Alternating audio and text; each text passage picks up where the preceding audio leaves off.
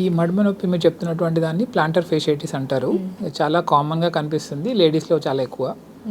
And ఈ నొప్పి రావడానికి ఉండే ఫస్ట్ కారణాలలో ఏదైనా ఒక రొటీన్గా చేసేటువంటి పని కాకుండా ఎక్కువసేపు నిల్చొని ఉండడం, లేకపోతే కాళ్ళ మీద ఒత్తిడి పడేటువంటి పని ఏదైనా చేసి ఉండడం, అలాంటి దాంట్లో చాలా తక్కువగా స్టార్ట్ అవుతుంది మొదలు. దాని తర్వాత కొంచెం కొంచెంగా పెరుగుతూ వస్తుంది. ఆ పెరిగిన తర్వాత పొద్దున్న లేచిన వెంటనే కానీ, చాలాసేపు కూర్చొని లేచిన వెంటనే కానీ మొదటి అడుగులు వేయడానికి బాగా కష్టంగా ఉంటుంది.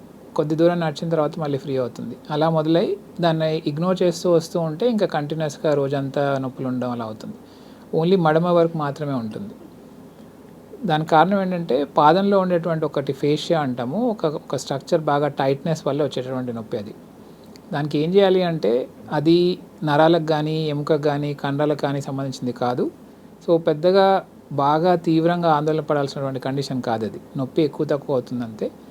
జనరల్గా ట్రీట్మెంట్ వైజ్ చూస్తే మెత్తటి చెప్పులు వేసుకొని తిరగడం, చిన్న స్ట్రెచ్చింగ్ ఎక్సర్సైజెస్ ఉంటాయి. అంటే పాదాన్ని మొత్తం మన వైపు ఇలా అనేసేసి వేళ్ళని గట్టిగా చేత్తో వెనక్కి స్ట్రెచ్ చేసి ఒక 10-15 సెకండ్లు అలా హోల్డ్ చేసి మళ్ళీ వదిలేయడం, అలా స్ట్రెచ్చింగ్ ఎక్సర్సైజెస్ చేస్తే ఒక 15-20 రోజుల తర్వాత నుంచి నొప్పి తగ్గడం స్టార్ట్ అవుతుంది. 1 మంత్లో జనరల్లీ తగ్గిపోతుంది. ఇది చాలా కామన్గా ఉండేటటువంటి కండిషన్.